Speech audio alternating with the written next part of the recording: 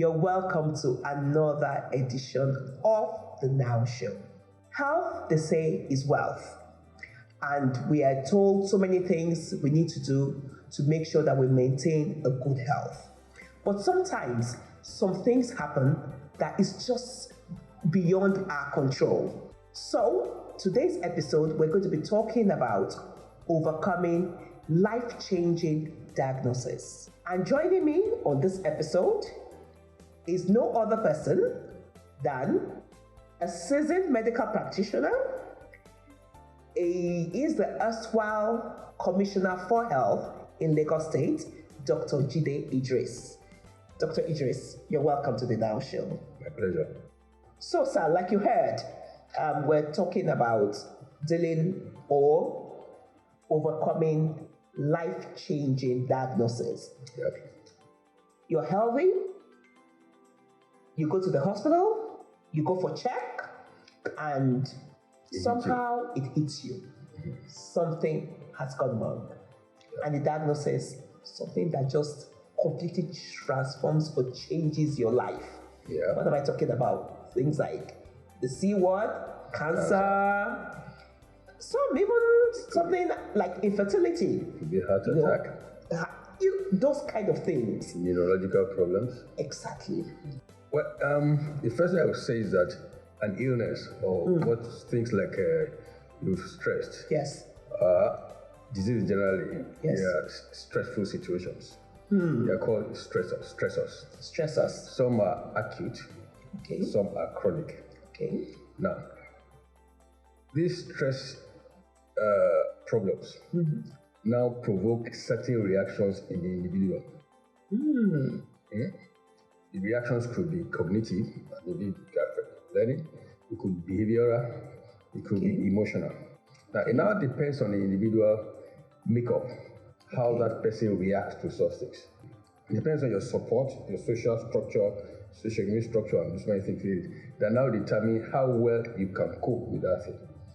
Okay. Whether that determines how long you can live or whether you're going to succumb to these illnesses within a short period of time. So, if you look at those diseases, they are stressors. Okay, they stress things. So, you see, these are emotional. Okay. Some people react to the emotions, just like somebody dying, for instance. There's a process they go through. Grief. Okay. And the same thing with the first one, you will be shocked. Of course, anybody would be shocked. And people react to shock differently. Some people can just keep quiet and withdraw. Some people can, just go gaga. Yes. No.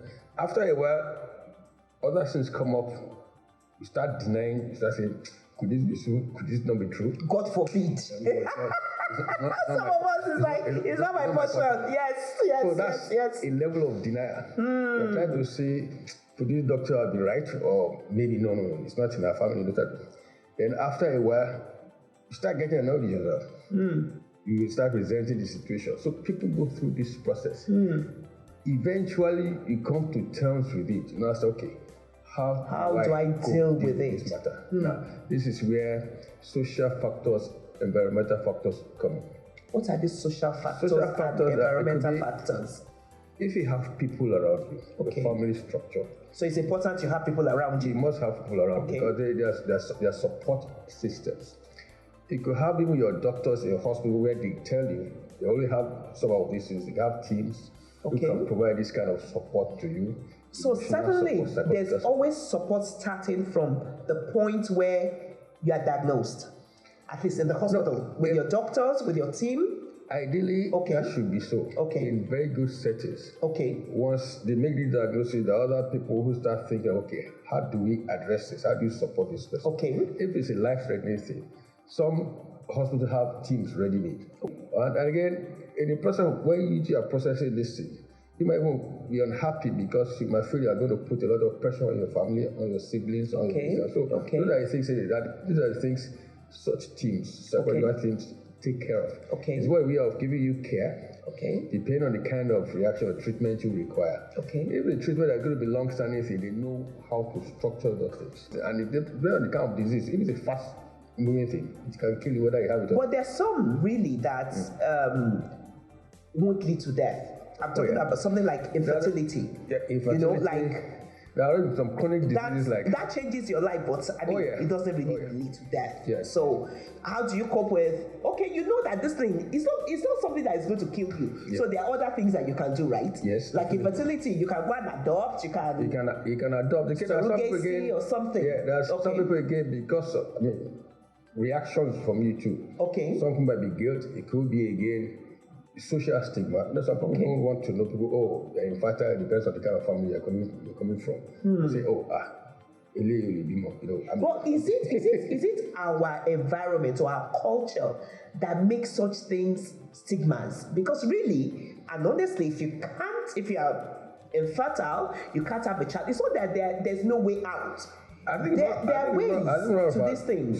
Some culture, some tradition. There are some people who don't even know whether they have kids or not. They can still adopt. So exactly. It's not a problem. In some culture, it's taboo. Like you want to marry a woman. I mean, most times the problem is with men. Yes. But see, in our culture, they put the blame on the women. And of course, if you have the mothers or that mother-in-law, they put the blame on you, and it's that kind of when you start reacting to that kind of thing, you start denying yourself, or you like a stigma, especially in the community. So either you tend to hide, keep to yourself, or you leave the entire, or you don't want people to know what you are going through. So just like infertility, if you have a disease or cancer, some people don't want people to know they have cancer. Really? So some people it's taboo. Some people it's a horrible disease. Wow. Some people go, look, in this environment, a lot of people who have this do not access care, are the poor people. They don't have the wherewithal to treatment, because such things are expensive to treat. They are chronic. It's a lifetime treatment most times. So some of them, because of that, they can just go into hide, or they deny, or they go to look for traditional alternatives. So I think it's a function of our culture or tradition here. How we deal with some of this. I would hear about families who maybe have children with special needs, or even children with certain disabilities. Oh, definitely. And they hide them. Oh, some people hide them. Some people say allow them to have a normal life. Some can even. Then something is demonic or something. Oh, definitely. Wow. These are cultural and traditional practices. And that was to say in the health sector. These are some of the things that determine. What do the medical team do about things like this? Things like this. In a situation where you know that a family has maybe a child who needs special care, or disability, or cancer, and they are hiding, as it were. One is, if you see that person, you have to counsel the person. Okay. And how the person looks at this situation it's not the right way. Okay. This is a child. It's just that the child is suffering to have this kind of disability. It's not the end of the world. It's more like counseling. Okay. Just relating them to people that look, shouldn't feel this way. And again, you have people who experience this. Okay. It's not just any doctor, any healthcare giver that can do that. So you need specialists. People who are psychologists who can treat, who can address those things to you. Then again, they now talk to the family to provide that support, so that they will not make them feel guilty of they're alone in this kind of matter. It's more like caregiver support. They give them support, emotional, to address their emotional problems, to address their psychological problems. Some of them can go into depression. It can even bring out some of the other psychiatric problems that they don't know about. So these are things. So once they make those diagnoses, they start preparing on how to help those people cope with this in a normal setting. Okay. And that coping involves the hospital workers, it also involves families of those relations. Hospital workers, family. If you need to even change the environment, the patient, you need to change the environment the person lives again, you probably need to do that. So there's some illnesses where you need to change the environment where the person lives. You know, there are some old people. Okay. They will not. There are people who can actually cope with them, who understand how the real resources. So they take them to hospices, or take them to old people. All those hospices and old people's home idea has still not caught on with us here. You know that. But again, yes. In this environment, you say you have this extended family system. Yes. That is breaking down now, whether we like it or not, with enlightenment. Evolving culture. Enlightenment. So at the end of it, there are people now who are thinking along that line. Okay. So whether I like it or not, because you have to do the activities of daily living. Okay. The people who can do that are people who understand what the physiological processes are, especially with old age and that kind of thing. Yes. It's not all families that will do that. How do they eat? How do they look after themselves? Okay. How do they use the bathroom, etc.? All those things. These are things that are done to improve the quality of life during this particular illness. So, You know, it's interesting that you talk about old age. So I come to those illnesses that we mentioned. yeah, You know, like that C word, cancer. cancer. It's everywhere. Yeah, It's, in fact, it's so, you hear about it every time. everybody is scared of it. Everybody's scared of it. Then you now have things like Parkinson's Parkinson's disease. Neurological disease affect the nervous system. Exactly. You have Parkinson's disease, you have Even- motor neuron disease, even stroke. It's a common thing because Okay. when you have stroke, it affects your movement, it depends on how extensive it is. Some people can be completely paralyzed. Big case. That's anything you can't do again. Yes. It may even affect your bowel movements, it will affect your physiological function. So these are things again, there's no treatment for this once it's not caught early. Well, you know, Living with disabilities. it's funny that you just brought up this issue of stroke, and it now brings me back to what you said at the beginning, that everything depends on you as a person, Yep. your care, and your support system. Yeah. Because I've had a stroke before. And yes, I have had a stroke before. It was not your portion. When it did happen, it wasn't my portion, but it did happen. You would cope with it. Nobody would have known. I did cope with it because as soon as it happened, all I could do was remember the day of trouble and call on God. I knew that, you know, and I had a good support system from my family. Yes. I had, thankfully, good care after. Though the first few hours, we won't go into all that because that's another topic for another day. You know, the Nigerian medical system where you're taking and they're asking for money and, you know, things like that, which could even cause, you know, long-term damage for some other people. But I give God glory that, you know, everything went well with me. I can sit here today, and I think that this show is birthed out of, you know, that experience and other experiences that I have been through, and you know, and knowing that.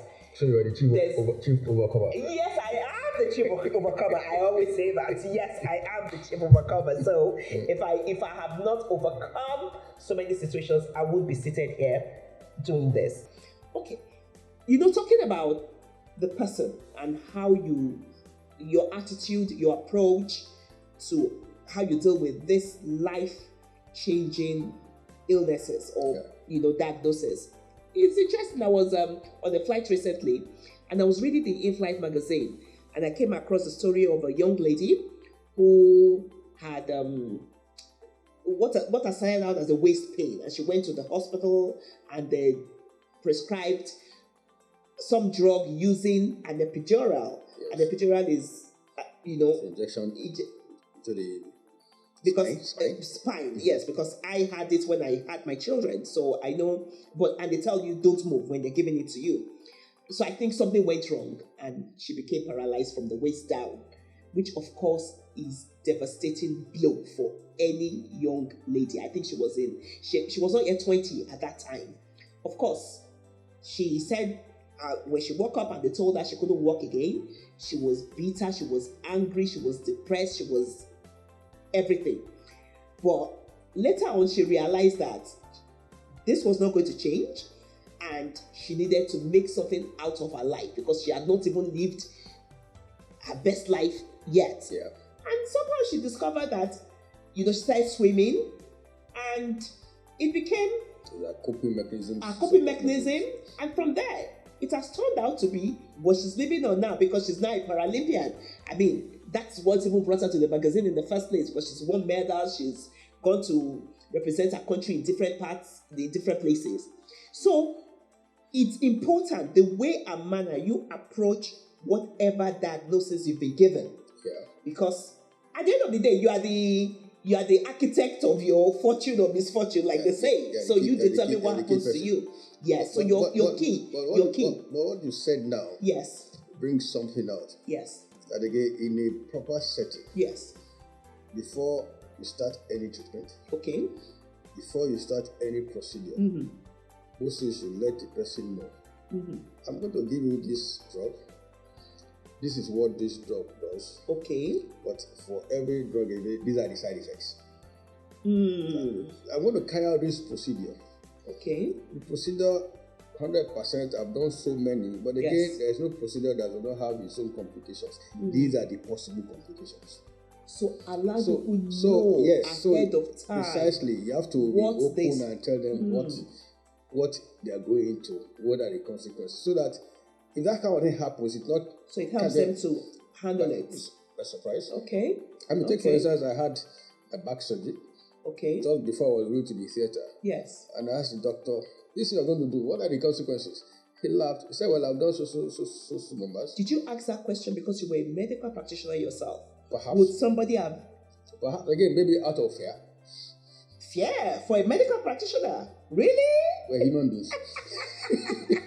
Interesting. No, we're human beings. Okay. Fear is a reaction. Okay. And he said, "Look, I've done so many before, but these are the consequences. One of the consequences will be that I'm going to have spinal leak." Okay. Obviously.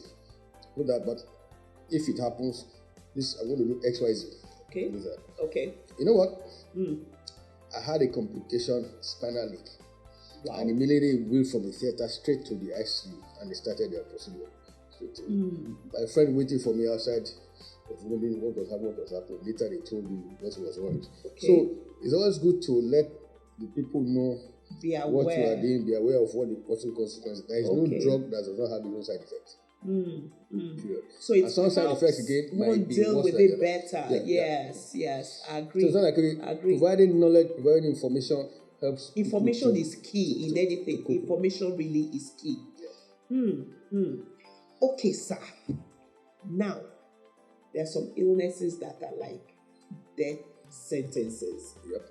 And it brings me back to the Ebola case that we had in Lagos when you were Commissioner for Health. Of course, I mean, that was a traumatic period for everybody.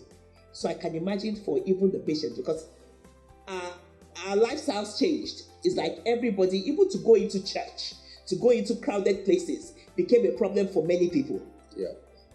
That was a fantastic moment in Lagos State. I mean, you dealt with this so well.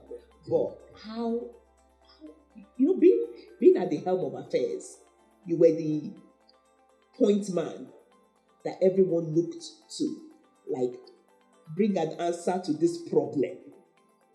Is a national embarrassment. How did we find ourselves here?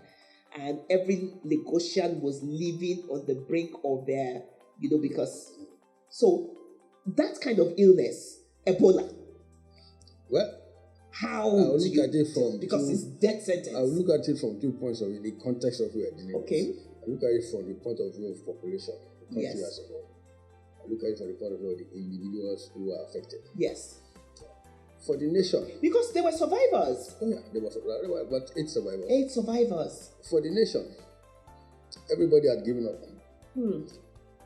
The WHO declared the situation as a public health emergency of international consequence. Now, it's a major emergency, and when they declared that, it's a point of no return. One, because of our population. Yes. 2, because of globalization of air disease. It could spread anywhere. So they had to do something about it. Okay. And they had given up because of the history of Nigeria, the expectation. So this must be a terrible situation. Okay. Some professionals ran away, some business people ran away. I'll tell you, I will confess. So I was away when it happened, and I extended my stay because I was like, no, I have to confess. I extended my stay because I was like, even some doctors closed down their shops. They will not accept. So that was an emergency. But again, with hindsight, collaboration between different stakeholders, we were able to overcome this problem. to the surprise of international community. Yes. But more importantly is the individuals that were involved. Exactly. We recollect again, I remember one or two. I may or that my so rest in peace for my classmates. Amen. And she realized she might have caught it. What we don't know. And for a while she was in denial. Really? Just she was in denial. Because I said, then when she realized that, she went into isolation. So they were processing like that. But she was not able to overcome the virtue of certain factors involved in that. But she did a fantastic job, because for her to go to room to bring to the fore, it's not something. Imagine what would have happened. We had There are people who survived. Yes. I can imagine now going through the same thing, surviving that again. You were hit, you have Ebola. Everybody knows it's death. It's like inevitable. The first reaction would be, you keep quiet. Became afraid. Yes. You withdraw to yourself. And you can't talk to your family, because when you say, I have Ebola, everybody runs away. Yes. Because they don't want to catch it. Yes. So you're more or less your own. Through that, you can go into a state of depression. I know some people went into binge of drinking. From having it. Oh, yeah. But they could not I crack a joke for you. Yes. But me, a friend of mine and I, during that period, we had the flu, we had this high temperature. Did people avoid you at that during that period? No. In fact, there was a time you could not even talk with, hey, this fever. Yes. It be Ebola. Wow. Until I know. You can go through all sorts. That was really the trauma that a lot of people went through, because there was a particular girl who everybody knew. She was one of the survivors. Okay. She went through the problem. She was praying in the isolation ward, everything like that. She could never see. She was lucky she had a good husband. Okay. And the day she became negative. Wow. It was a happy, but again, even with that, people were still running away. People were still running away. She was praying. I need to hammer on that. Hey, she was praying all the time. She was in the isolation ward. She was praying. She was praying every day. She came out of it. She came out, survived the onslaught. Yes. Again, now the consequences, side effects these are the things again one need to look at. Even we came out, very difficult for your family people to accept you back, to receive you back. It could be a stigma. Those are Ebola victims. Some people can even move out to environment. Wow. You understand me? Wow. But all your survivors are doing very well. Oh yeah, but she did very well, because now she decided to go enroll in the course of infectious disease management outside of this country. She eventually delivered bringing gold out of your challenges. Precisely. Wow. So those are the things. Out of adversity, there's always something good out of every adversity. We always say that. And you look at the totality again, people never knew that, say Nigeria were useless, but at that point in time, people did what they were asked to do. Yes. Information was available. Sit down, instruction, obedience. And again, you had to now start countering the fear, how people reacted. You had to look at it and go, no, it's not like this is not correct, this is not true. Okay. But again, for that, it brought in again the fact that if people came together with different areas of specialties. So teamwork. Everybody did what he or she was supposed to do under a central command and were able to survive. And people had empathy. Oh yeah, so many people. So it's possible we can do things if you have the right support. If you have the right support. Thank you so very much, sir, because this has been an enlightening episode. I mean, I've learned some things that we ordinarily didn't even know about, especially during that crisis in Lagos about the Ebola.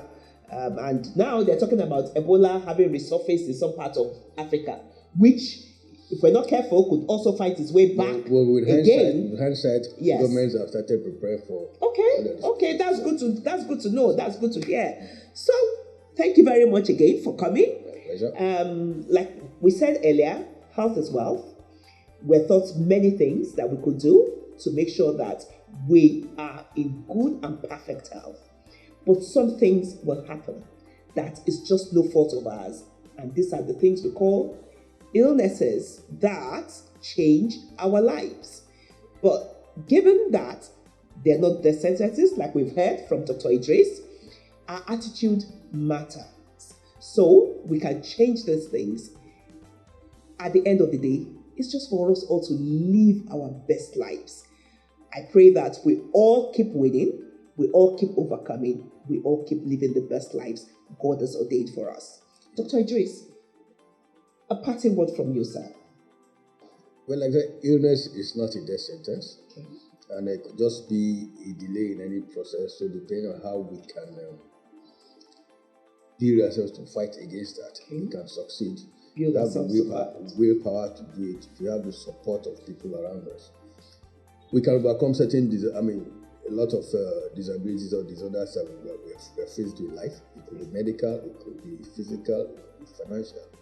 But it depends on our inner self, how we look at this, is what we take as values in our culture, and the support we have. And of course, God.